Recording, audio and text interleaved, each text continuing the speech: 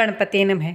भगवान श्री कृष्ण ने कैसे द्वारिका में रानी सत्यभामा, गरुड़ और सुदर्शन चक्र का एक साथ ही घमंड दूर किया। भगवान अपने भक्तों पर हमेशा कृपा दृष्टि बनाए रखते हैं और साथ ही उन्हें जो अहंकार है, लोभ है, उनसे भी दूर रखते हैं।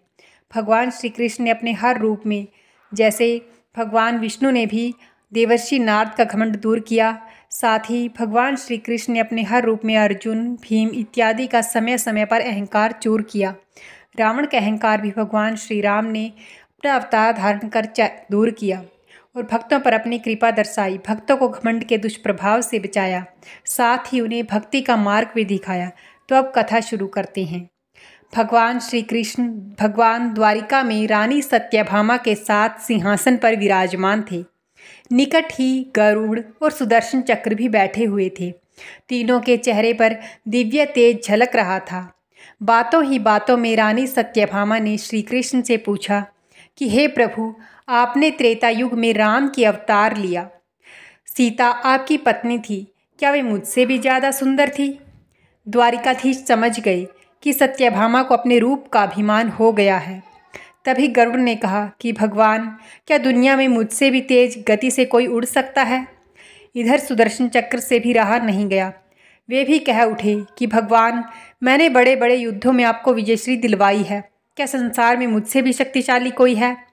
भगवान मन ही मन मुस्कुरा रहे थे।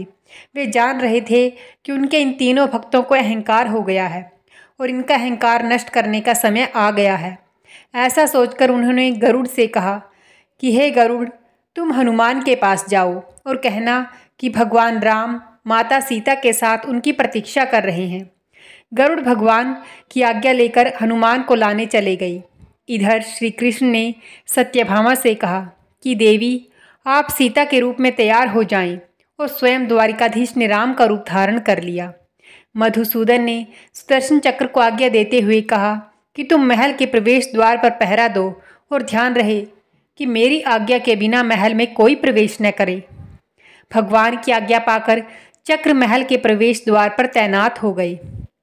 गरुड़ ने हनुमान के पास पहुंचकर कहा कि हे वानर श्रेष्ठ, भगवान राम माता सीता के साथ द्वारिका में आपसे मिलने के लिए प्रतीक्षा कर रहे हैं। आप मेरे साथ चलें, मैं आपको अपनी पीठ पर बैठाकर शीघ्र ही वहाँ ले जाऊंगा। हनुमान ने विनयपूर्वक गरुड़ से कहा, आप चलिए, मैं आता हूँ। गरुड़ ने सोचा, पता नहीं यह बूढ़ा वानर कब पहुँचेगा, खैर मैं भगवान के पास चलता हूँ। यह सोचकर गरुड़ शीघ्रता से द्वारिका की ओर उड़े। पर यह क्या, महल में पहुंचकर गरुड़ देखते हैं कि हनुमान तो उनसे पहले ही महल में प्रभु के सामने बैठे हैं।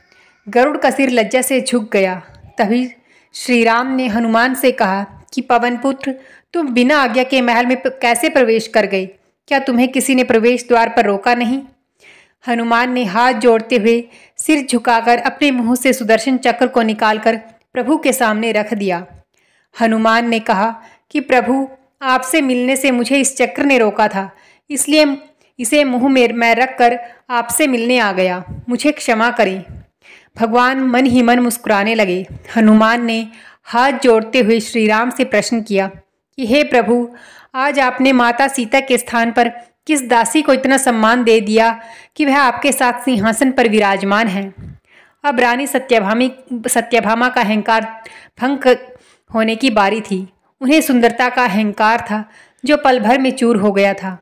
रानी सत्यभामा, सुदर्शन चक्र व गरुड़ जी तीनों का गर्व चूर चूर हो गया था। वे भगवान की लीला समझ रहे थे। तीनों की आंखों से आंसू बहने लगे और वे भगवान के चरणों में झुक गए। अद्भुत लीला है प्रभु की। अपने भक्तों के अहंकार को अपने भक्त द्वारा ही दूर किया उन्होंने। धन्यवाद। जय श्री राम। भक्तों, यह कथा आपको अगर थोड़ी सी भी अच्छी लगी हो तो प्लीज़ भगवान के नाम पर इस चैनल को सब्सक्राइब अवश्य कीजिए और वीडियो को लाइक ज़रूर कीजिए और कमेंट बॉक्स में जय श्री राम या ओम नमो भगवते वासुदेवाय अवश्य लिखिए। धन्यवाद।